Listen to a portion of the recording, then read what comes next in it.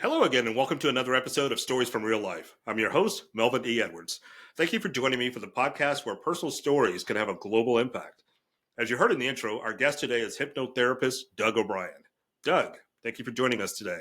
It's my pleasure. I'm really honored to be asked to be on your podcast. This is great. Thank you. I appreciate that. So you began your journey in the arts, studying piano and composing at the Guildhall School of Music and Drama, then composing at places like Carnegie Hall, CBGB, and Studio 54. Well, I wasn't composing at Carnegie Hall, no. Oh, you are performing. That's what I meant to say. Yes. So, can you share how that artistic life led you to the world of NLP and hypnosis? God, no, they're not related at all. But I can tell you a little bit about that background. Yeah, I was a music major in college, and I studied for a year at the Guildhall School of Drama in London, but most of my education was at the State University of New York at Fredonia. Hail, Fredonia, up near Buffalo. Buffalo Bills, go Bills. Used to work out there at the Fredonia campus. But I was a music major, and then I moved to New York City to play in rock and roll bands. And after Carnegie Hall, I played a recital at Carnegie Hall in 1980. I was playing CBGBs by December of 1980 in a punk rock band called Ultraviolence. So I was pretty eclectic in my taste, let's just say. And it was fun. It was very diverting, but a tough slog. Music is not an easy life unless, of course, you're one of those, rare few who really make it in the biz. But for most of us, it's a grind. It's just busy, hard. So around 1985, a friend of mine dragged me to this Tony Robbins event where I learned about firewalking and didn't want to go, but very persuasive person. And his mode of marketing back then was kind of like EST and the forum, which is to say, if you went to it and liked it, then you would be encouraged to bring your friends and family to the fold. So that's exactly what happened to me. To my shock and surprise, delight, really, it was cool, though. I liked what Tony had to say, and I liked this NLP thing he was talking about, neuro-linguistic programming. It was pretty amazing to walk across a bed of hot burning coals without burning my feet and living to talk about it. It was pretty cool. So I got involved and I got interested in it. And as time went on, it became more and more of my life, and music was less and less of my life. It just sort of segued over. So they're not at all related. Although what was interesting about learning NLP, which somewhat might be pertinent for today, is that much of neuro-linguistic programming is about saying that our brains are like computers. So that, the neuro-linguistics is the computer language of this neurological computer. So if you understand the neurological computer language, then you can program the computer. So you can get what you want from it rather than what it's sort of been factory preset, if you will. So what was interesting was that after I learned some NLP stuff, I started thinking about music. And if I had an influence like Chick Corea playing a particular piece, instead of seeing Chick Corea playing that and go like, oh God, I could never do that. With the NLP thing, I thought, well, isn't that interesting? How does he do that? And I started to say, wow, I could do that too. I have the same neurology that he has. If I use my brain the way he uses his brain, if I use my physiology the way he uses his physiology, I can do that too. So it was much more of an encouraging thing. So it did have an influence, a little cross-pollination, if you will. But as time went on, I learned more and more about NLP and its precursor. NLP borrowed a lot from Ericksonian hypnosis. So the more I studied NLP, the more it took me to the world of hypnosis. And Ericksonian hypnosis is particularly famous for its sort of narrative approach, its storytelling approach. So Milton Erickson told stories in order to hypnotize people and help them change. Okay, so that leads me right into my next question. So you're internationally recognized for your work in neo-Ericksonian hypnosis and havening. So could you describe what distinguishes neo-Ericksonian from traditional Ericksonian hypnotherapy? Yeah, I can do that. It's a term that I first probably heard in a book called Hypnotherapy Scripts by Ronald Havens and Catherine Walters, I think I remember correctly, who were Ericksonians. But they also were saying, well, Erickson never used scripts. Erickson never wrote things out and said, this is how you do it. Erickson told stories and people figured it out for themselves. Their books where they showed some hypnotherapy scripts and wrote some and showed you how to write your own hypnotherapy scripts, they called neo-Ericksonian because it was new and different. And when I started studying what I thought was Ericksonian hypnosis, I was taking courses from this man named Dave Dobson, Dr. Dave Dobson, who always said, I'm not an Ericksonian. I developed my stuff separately from Erickson. I met the man once, but I don't do Ericksonian. But it was really very much the same thing, very, very, very, very similar. But often when I've taught classes in Ericksonian hypnosis, people who have taken Ericksonian hypnosis go like, where'd you get that from? That's not Ericksonian. So I said, okay, screw it. It's not Ericksonian. It's neo-Ericksonian. Plus, I've learned NLP. NLP came from Ericksonian. That's new and different. Erickson's been dead since 1980.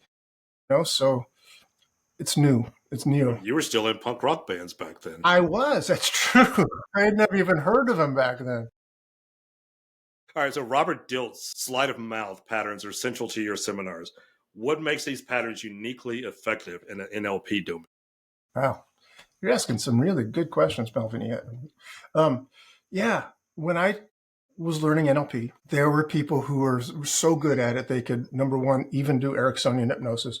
And number two, they do this sleight of mouth stuff. And I said, like, well, what's that? And it turns out it's a sort of advanced NLP thing. You had to take a master practitioner training in order to learn it back then. Robert Dilts was the man who developed it. He was one of the co-developers, one of the co-creators of NLP in those days, and still is, actually. And so he developed this thing called sleight of mouth, which is conversational belief change. So instead of having to do some hypnotic process where you say, okay, now close your eyes and imagine this and floating down a stream and doing these processes, he could just have a conversation with you. And in the conversation, sort of listen for what is the structure of your belief, and then use some, sleight of mouth patterns of interaction with you in order to guide you to a different belief, to reframe that belief and show you different possibilities. And in a sense, change the belief conversationally. So it's been really useful. Quick little story about that. I went and studied with Robert Dilts and did my master practitioner training with him in Santa Cruz, California, which is kind of the home place, the birthplace of NLP. And so it's really exciting for me to be there and learning it there. And I liked sleight of mouth. I was a trainer for Tony Robbins at the time. And when I came back to New York City, after having learned this, people, all the different trainers that I was working with and stuff said, what's that sleight of mouth stuff? Teach us, please. So I taught my first seminar back in like 1987 without intending to, just they said, please teach us. So basically taught them what I'd learned from Robert. It involves this map, this icon representational chart. So all the different patterns are placed very in an orderly fashion on this map. It's kind of like if you've ever seen a good, organized tool shed, and the guy's got the right pegboard. It looked like my garage, I can tell you that. Right, exactly. They've got the images on the pegboard, and you hang the screwdriver where the screwdriver goes, you hang the saw where the saw goes. It's all got that's kind of what it's like. It's got these illustrated things, and you put the patterns where they go. So anyway, I learned it that way from Robert. I thought it was so valuable. And finally, when around 1990, when Robert came out with his book called Sleight of Mouth, he didn't have any of that in there. He'd left it out. And I thought, well, Robert, what are you doing? That's the most important part. I mean, how can you learn it without it? So I wrote my first book. I'm looking for it right here. It's called The User's Guide to Sleight of Mouth, where basically I did what I did for the trainers of NLP, for Tony Robbins. I taught what Robert had taught me. I showed them the icon map. I showed them how to organize it visually and, with these kinesthetic anchors. And so, yeah, my first book is called The User's Guide to Sleight of Mouth. Thanks to Robert. Nice.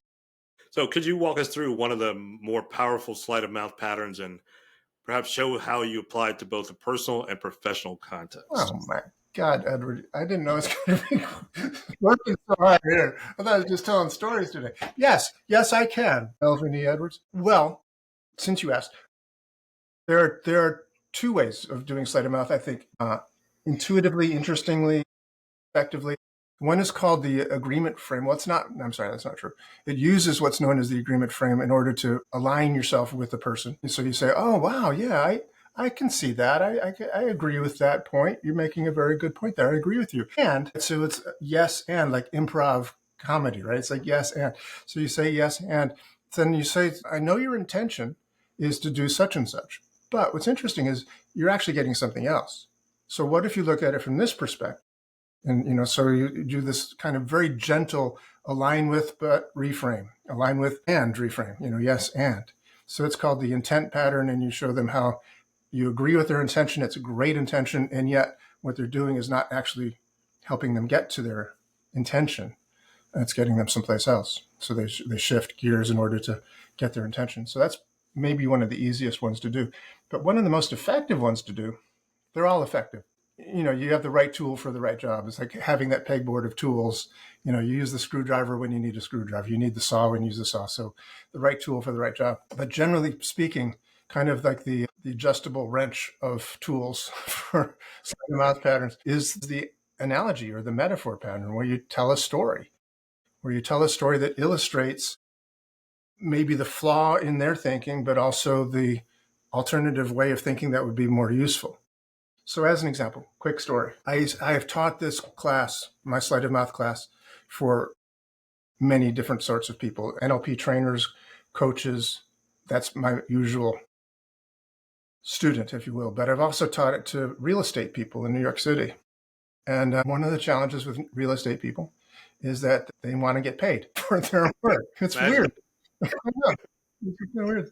So, sometimes people say, well, why should I pay you basically 2 months rent to find me an apartment? And in New York City, 2 months rent is a lot of money, right? Rents are expensive.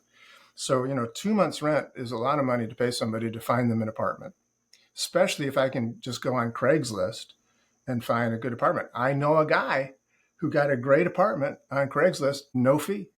So why am I paying you, 2 months rent? And so basically, one of the metaphors that people learn to offer at that point in time is a story that says, well, if you were going to get a root canal done because you've got an impacted tooth and you need to have a root canal done, would you just find the cheapest guy on Craigslist or would you find the best dentist in town? Probably don't want to find somebody on Craigslist for that. Yeah. The cheapest guy on Craigslist is probably not your best bet yet. You pay for the expertise. So that's a very clean little metaphor that shows the principle involved. So that's a nice little Sleight of Mouth pattern right there. Okay. So in your blog, you mentioned belief craft to help clients change long-standing habits. Really digging down here, Melvin. Really digging down. So they help clients change long-standing habits like mindful eating. So how do you explain that role of belief systems in behavior change? Great. Well, Belief Craft is the name of a seminar that I taught with a buddy of mine, a guy named Jonathan Altfeld, who wrote a book, I think, called Knowledge Engineering. So we were combining Sleight of Mouth with knowledge engineering. So that was a name we gave to our seminar. But it is, beliefs are everything. Beliefs are really what we build our lives on. If we believe that working out every day is going to be really healthy for us and make us look good and have energy, then we're more likely to work out every day. And if we believe that working out could be dangerous, I've got that high blood pressure thing, and if I work out, I could die. It's like, we're probably not going to work out every day. All right. So you want to find information and the beliefs that support your goals in life. It's just kind of like that. If I believe that alcohol is bad for me, then I drink a lot of water and not a lot of vodka. And you don't know which one this is. Vodka is so good for you. It's water. But we base our lives on our beliefs that we have. So if we can uncover what a person has as their belief system, we can help them to get what do they want to accomplish in life much more elegantly. It's half of my coaching practice is doing that, actually. All right, so let's talk about your books now. So what challenges have you faced in translating your spoken teaching style into the written? Well, that's a great question. You're asking great questions, and I'm pretending to complain, but I'm really appreciating your questions. These are great questions. I thought that I would make side income by selling transcripts of my tapes, because I record when I taught the Sleight of Mouth classes. They were well attended, but there were 15 people in there, 20 people in there. Thought there's a lot more people in the world that may make this a tape set, so I did. So certainly I did sell some tape sets, and I thought, well, time moved on, nobody bought tape sets, so I re-recorded it, made a CD set. Still, inexpensive, basically, and came with a workbook. And so I thought eventually to myself, why don't I write a book that is a transcript of the tapes that I'd made, the CDs that I made, and integrate it with that workbook that came with the course that I'm teaching on that CD set. So I transcribed the course and discovered that I don't talk good. When when you try to make a book out of the spoken word thing, it just doesn't transcribe very well. So I had to actually write the book. It was good outline, basically. It was a good outline, but I had to actually write every word, writing it out and then editing it, et cetera. It took a long time to write the book. And then I sent it to a friend of mine because I thought, I'm done. This is good.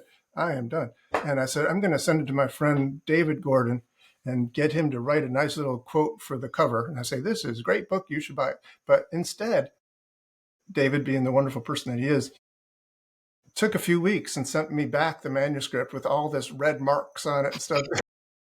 Like being in high school composition class. Exactly. This shouldn't be in the front. Put this in the back. Just make this an appendix. Just get rid of it entirely. It's just was like back to square one again. But thank God he did. It made it into a vastly better book.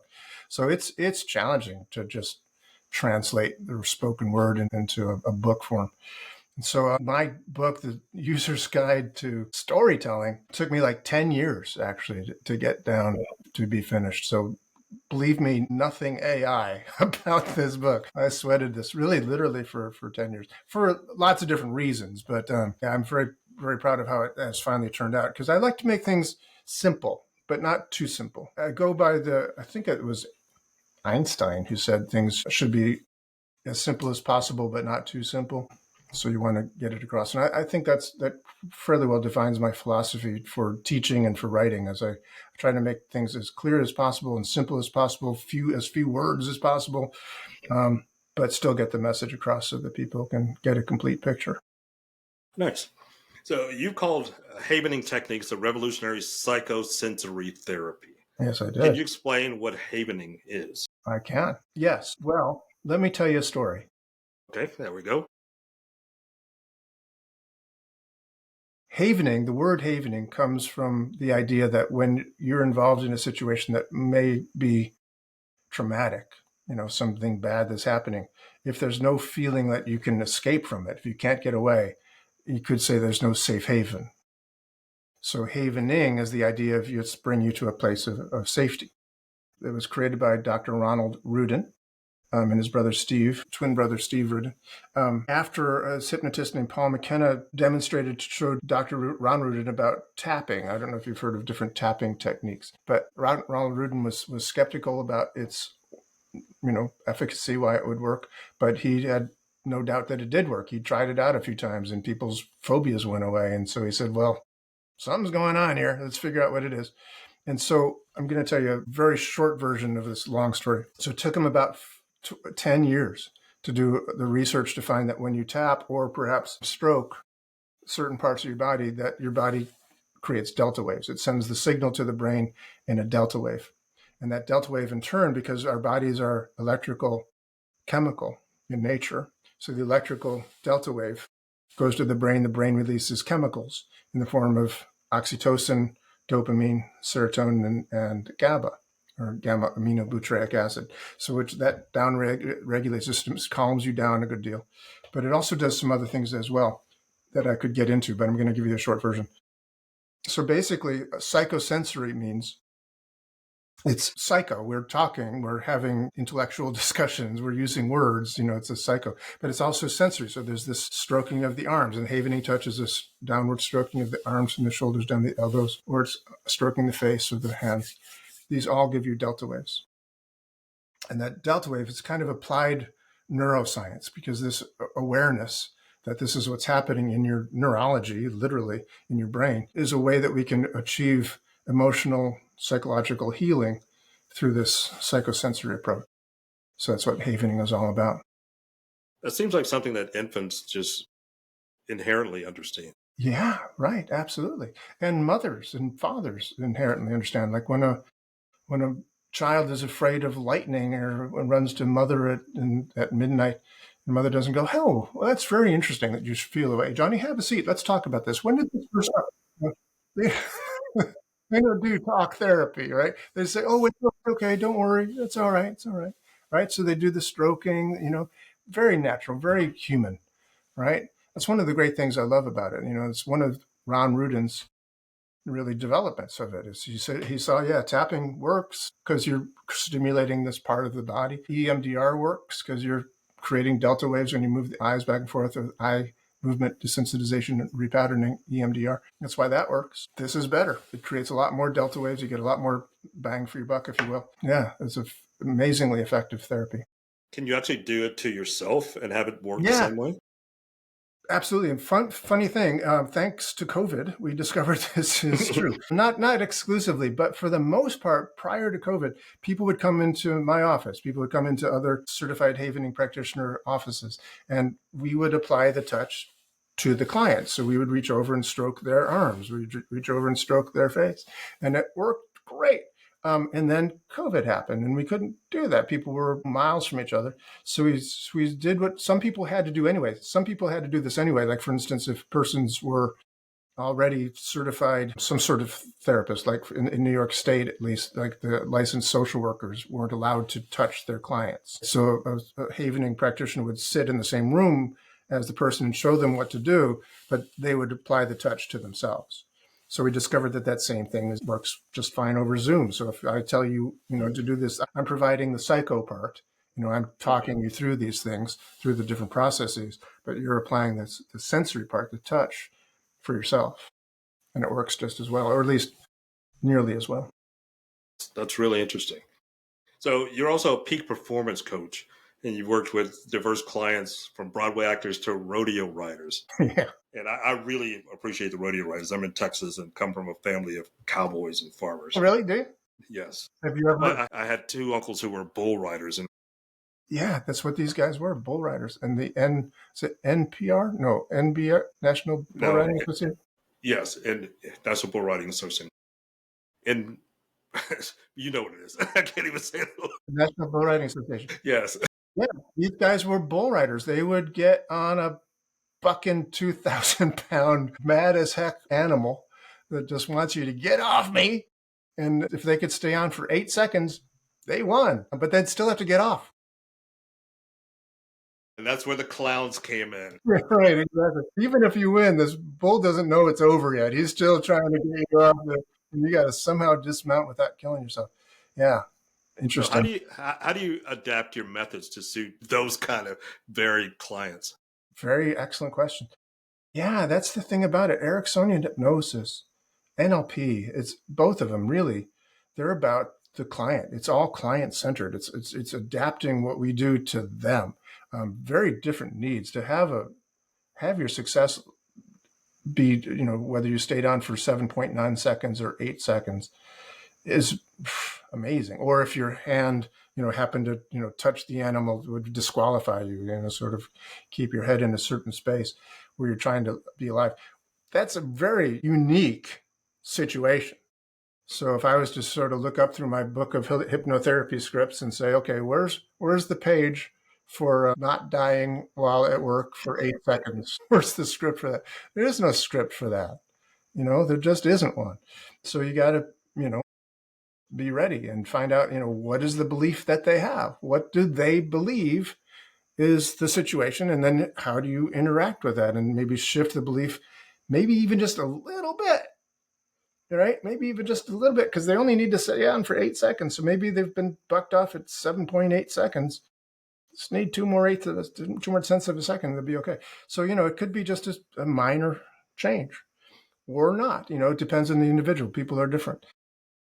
But yeah, it's a really fascinating thing. So being able to appreciate that subjective experience has a structure to it. The first book of NLP, the very first book, NLP Volume 1, is entitled NLP Volume 1, The Study of the Structure of Subjective Experience. So our subjective experience has a structure to it. We see things, we hear things, we talk to ourselves, we feel things, we smell things, we taste things, and there's a sequence to that structure that changes our experience. If we change the sequence, we have a different experience, whether it's positive or negative. It's all subjective. But we can figure that out. We can figure it out through asking good questions and listening and watching for eye patterns and the way people are responding. We can notice those things, and then create a process that's going to work for that individual. So it's amazing work, really. And adding to that, now we do havening on top of that. Pretty amazing work that we're doing. That leads right into my next question. How do NLP, hypnosis, and havening work together in your coaching? Well, Interestingly, I have this website called Essential Coaching Skills. A number of years ago, I was working as a coach. I'm still working as a coach, but I was working as a coach and listening to other people talk about coaching who had never taken any NLP courses, never learned any hypnosis courses, never knew what Sleight of Mouth was, certainly didn't know what havening was. Or maybe they knew one of the above, but none of the others. And yet they were certified coaches and doing very well as certified coaches. And I just thought to myself, how is that even possible? How can they be a good coach and not know NLP and not know these questions that you ask to discern the structure of their subjective experience?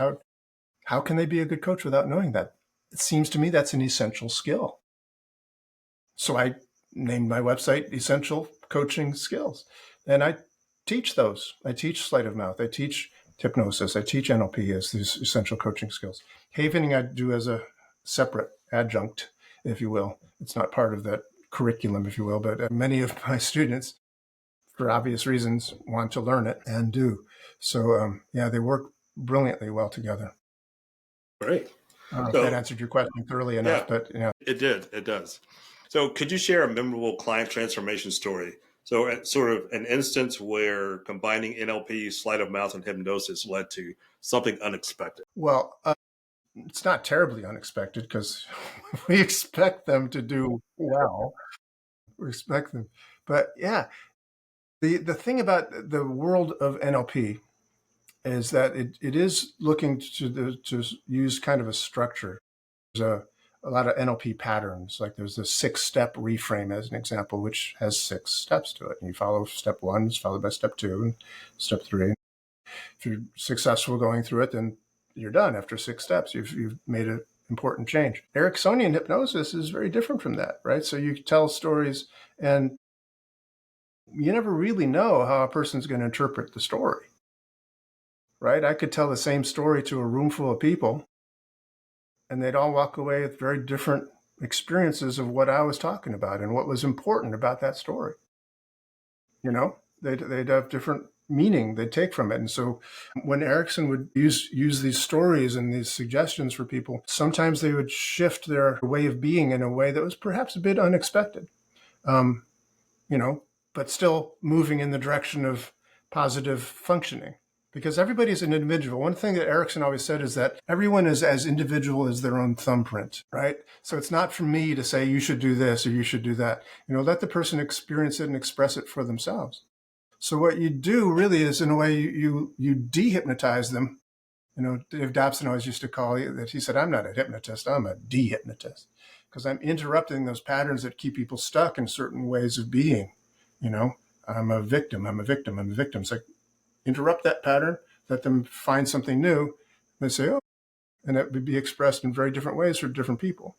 But it's not that stuck thing anymore. It's now going to be expressed in positive ways. Maybe I'm a musician, maybe I'm a dancer, maybe I'm a banker, maybe I've always wanted to be a banker and I just never thought I could. When I think about hypnosis, you may remember this. If not, this actually happened. This was not in real life. This was a cartoon on the Flintstones. When I think about hypnosis, I think about this. The time Fred Flintstone hypnotized Barney, and Barney thought he was a dog. And then he ended up getting caught by the dog catcher, and they had to go to the dog pound to get him out. What is hypnosis actually? I'm sure it's not a total mental transformation like that. Wow, I don't remember that episode. I hope that's Googleable. I hope I can find it. That sounds good. That sounds good. Yeah, hypnosis.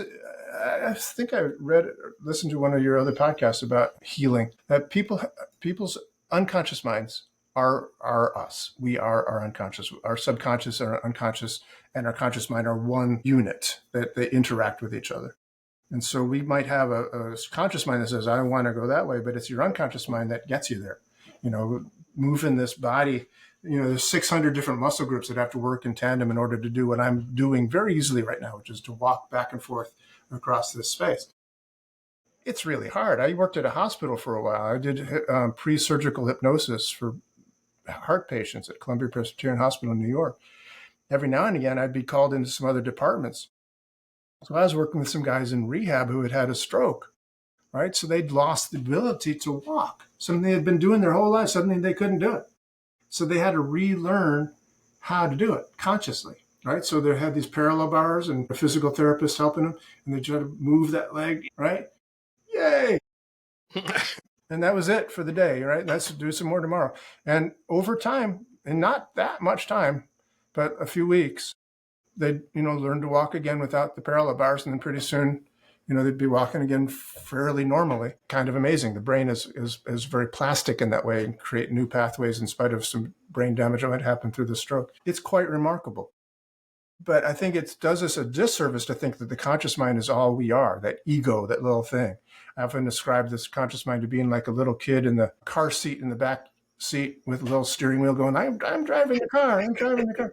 But they're just thinking they're driving the car. And the car is being driven by the other than conscious mind in the front seat in the actual driving wheel. So I think best if we say, okay, how do I create a better relationship with my unconscious, with my subconscious? How do I create a better functional trance that I can live in on a daily basis to get to where I want to go and to not be that stuck definition of who I was, but expand on that and become who I was meant to be in this world. And that is, Milton Erickson once said, patients become patients because they're out of rapport with their own unconscious mind. So some of the ways that we do self-hypnosis and stuff is just to create a better, deeper connection and rapport with the conscious and the unconscious or subconscious. My teacher, Dave Dobson, used the term other than conscious. So I use them all interchangeably, but they're different things, really. But to have that better connection is really sometimes the goal. Okay. So reflecting on your career, from musician to hypnotist to educator, what do you view as your most significant contributions to the field of NLP and Ericksonian hypnosis? Are they going to be calling it O'Brienism? Or O'Brien? Yeah, O'Brien. Yeah, that doesn't work quite as well. No, it's not. It doesn't flow off the tongue. But yeah, no, I don't know if anybody will ever do that. But I think, again, I like I said, I've made it a career mission, if you will, to make things easy and accessible for people who might have trouble learning these fairly complex situations. I've seen people who say, hey, NLP is simple. I can teach you NLP in 5 days. You get certified. I'll certify you in 5 days. You're a certified practitioner. Go in peace. And that's just not true. As a piano player, it took years to get competence. I don't want to call mastery because there's a long way to go for mastery. But to get to a place of competence, it took a long time of diligent practice, focused practice. And I think that's what it takes for any skill, no matter what it is. And I think there's a lot of sort of simplifications, or if you will, say that go here first and then do this. There are ways of teaching it to make it easier for people to follow in those footsteps. Sleight of Mouth seems like a huge thing for people. So we just do one pattern at a time and just do it over several months and just do one pattern at a time and, find out what's the most essential elements and just to do that. And I think maybe this new thing that I'm really focusing on, the storytelling. Like I said, Erickson was famous for his sort of narrative hypnosis, if you will, telling stories in hypnosis.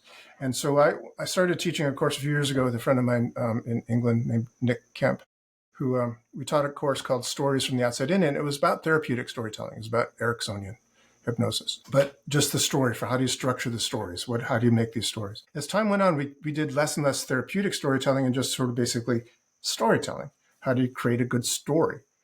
Stories are not just a chronological listing of events that took place. That's not a story. A story is that, you start here, something happens and there's a change, and then you sort of a returning, so there's an arc to a story. There's a beginning, a middle, and an end to a story. And so I love your podcast because it's about stories. It's about stories, and some of your podcasts have been amazing. I'm listening to some of these things, and your story, good heavens, is a pretty amazing story. But everybody has a story. Everybody has a story. And how do you tell the story? How do you get that story across to other people? So it's not just a chronological listing of events, but it is that this is where I started, this is what happened, and this is what came from it, and how it changed as a result. How do you create a story that people want to hear from your life experiences? And it turns out, actually, in writing this book, this User's Guide to Storytelling, everyone has a story. Everyone has lots of stories. It's not just like, what's your story? It's like, what's one of your stories? I have dozens of stories. I have hundreds of stories, as do you, as does everybody.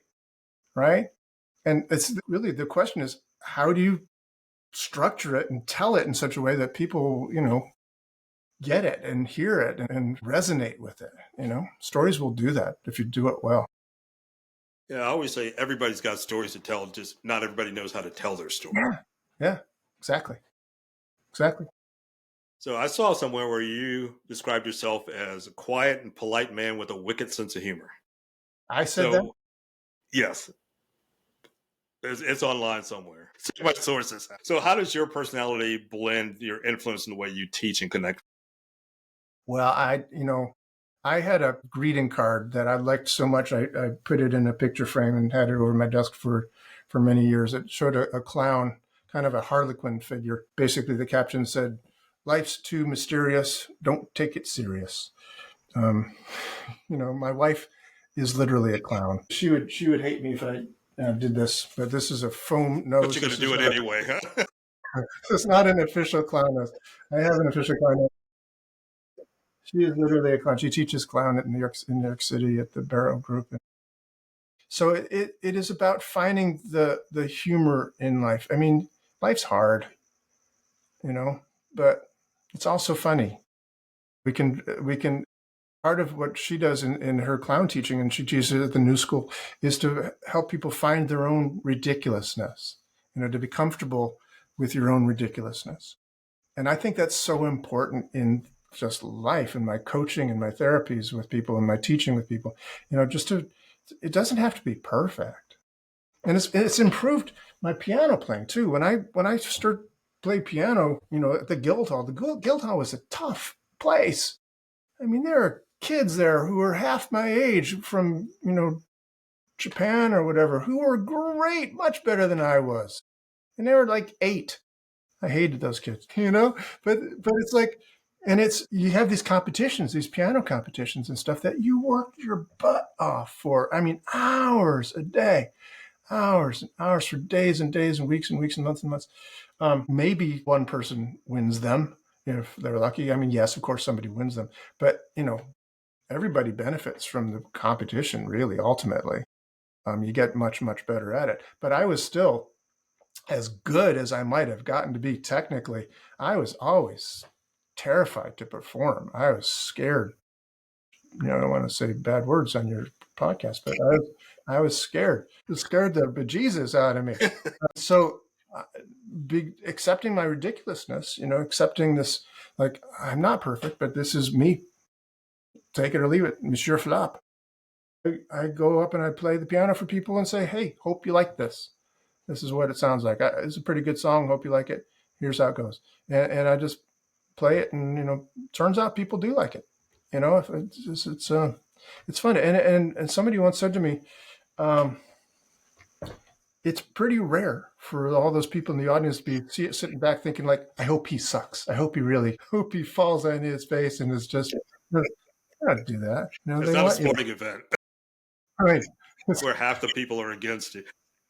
So yeah, it's been really good to be discovering that, and to add the humor things. I think humor just lightens things up, and if you can do it with humor, then why not? Dave Dobson, I mean, all these guys that I studied with, even Milton Erickson, they had great senses of humor.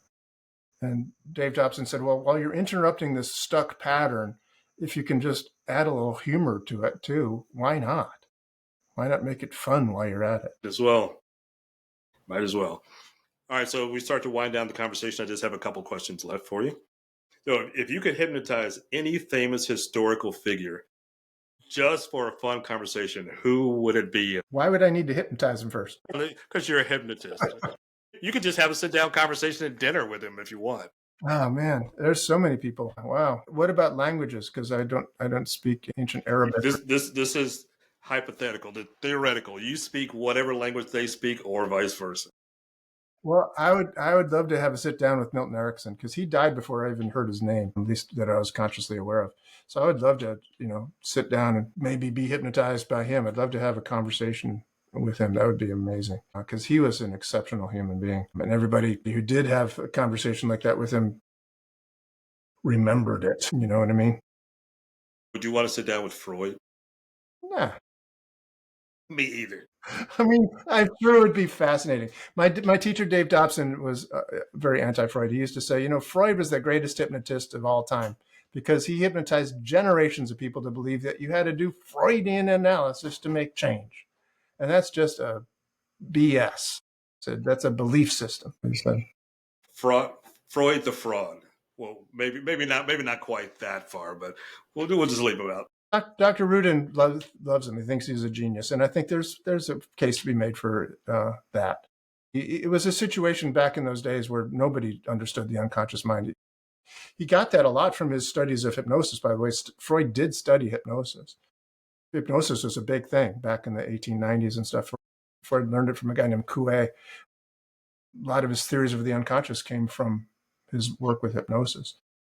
But he kind of poo-pooed that whole thing because, number one, he wasn't very good at hypnosis, and Coué was great at it. And Freud had a little bit of ego about it, which is kind of funny because he made up that term. But nevertheless, yeah, bit of a genius, really, in a way. But times have changed a lot in the 100 and some odd years since he did his work. All right, and as a final question, something I ask all of my guests: what one piece of advice would you like to leave for the listeners on any topic? To discover and be comfortable with your own uniqueness. Quirks are okay, is what you're saying. Quirks are us. So you're a quirk factory, is that what you're saying? A superstore quirk. Yeah.